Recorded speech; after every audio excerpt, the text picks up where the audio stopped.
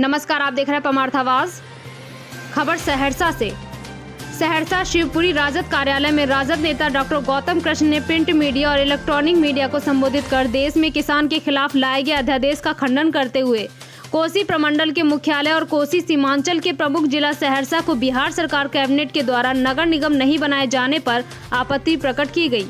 Press को संबोधित करते हुए डॉक्टर कृष्ण ने कहा कि सहरसा बाढ़ प्रभावित एरिया है और यहां कैंसर जैसी भयानक बीमारी पैर पसार रही है। हम लोगों ने सहरसा में एम्स बनाने के लिए संघर्षशील रहा और सरकार को इसकी ओर ध्यान आकर्षित कराने हेतु प्रतिबद्ध हैं। उसके बावजूद भी डबल इंजन की सरकार और सत्ताधारी पार्टियों के सांसद और विधायक रहने के बावजूद भी सहरसा में बनने वाले एम्स को दरभंगा शिफ्ट कर दिया गया। पुनः सहरसा में सत्ताधारी पार्टी के 3 विधायक और 1 सांसद रहने के बावजूद भी सहरसा को नगर निगम नहीं बनाया गया, जबकि समस्तीपुर, बेतिया, मोतिहारी, सासाराम और मधुबनी को नगर निगम बनाया गया है। सहरसा में ओवरब्रिज, हवाई अड्डा, बैजनाथपुर पेपर मिल, मत्स्य गंधा मंदिर एवं सहरसा के अन्य महत्वपूर्ण मुद्दे पर सरकार जन आंदोलन के बावजूद भी ध्यान नहीं दे रही है। इससे जाहिर होता है कि डबल इंजन की सरकार और बीजेपी की गोद में बैठे नीतीश कुमार सहरसा को नजरअंदाज कर रही है। पुनः प्रेस वार्ता के माध्यम से नीतीश कुमार को सहरसा की ओर से ध्यान आकर्षित कर रहे हैं। अगर ऐसा नहीं हुआ तो महागठबंधन आंदोलन के लिए बाध्य होगा।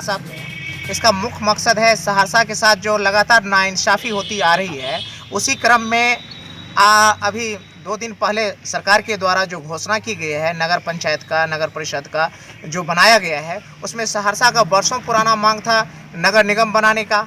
आज सहरसा को पुनः नगर निगम न बना करके नया झटका दिया गया है और यह लगातार आपके चैनल के माध्यम से हम बताना चाहेंगे, सहरसा कोसी का मुख्यालय है और लगातार यहाँ की बदतर स्थिति जो बनी हुई है, विकास के सारे मुद्दे पर इस दोयम दर्जे पर रखा गया है।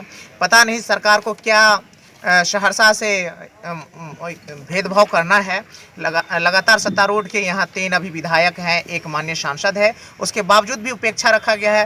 फ्लाईओवर की मांग वर्षों पुराना है, अधर में अटका हुआ है। हवाई अड्डा चालू नहीं है, बैजनाथपुर पेपर मिल चालू नहीं हुआ और लगातार दयनीय स्थिति है, वाटर लॉगिंग का प्रॉब्लम बना हुआ है। इस तरह के जो सारी समस्याएं हैं, उस समस्याओं को भी आज तक अनदेखा किया गया है। मुझे तो अंदेशा अब इस बात की है कि किसी दिन सहरसा कोसी कमिश्नरी के मुख्यालय होने का दर्जा भी छीन लिया जाएगा।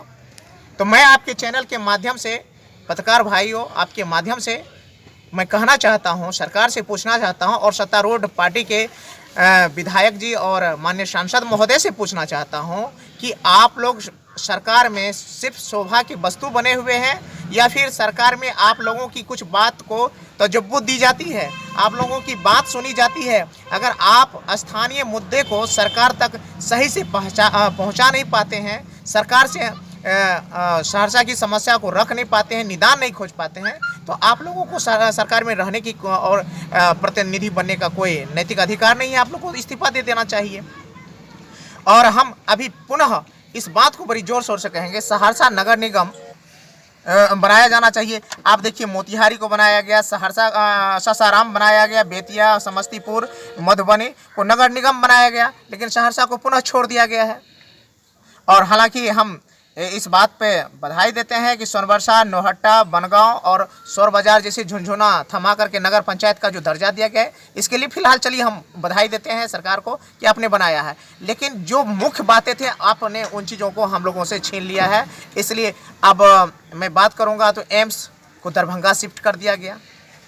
लगातार सहरसा को विकास के 2 दर्जे पर रखा जा रहा है। इस मुद्दे को लेकर के ही प्रेस वार्ता बुलाई गई थी और आप लोगों के माध्यम से सरकार को हम पुनः कहना चाहते हैं कि बहुत जल्द महागठबंधन की सभी पार्टियां और अन्य पार्टियों को भी जो क्षेत्रीय स्थानीय मुद्दों को लेकर के, विकास के मुद्दों को लेकर के एक प्लेटफॉर्म पर आए, उनके माध्यम से हम लोग सरकार तक अपनी बात पहुँचाने के लिए एक रूपरेखा तय करेंगे और इसकी जानकारी भी आप लोगों को दी जाएगी कि ताकि सरकार कोसी के साथ और खास करके जो सहरसा के साथ भेदभाव है, इसको दूर कर सके। बहुत लंबा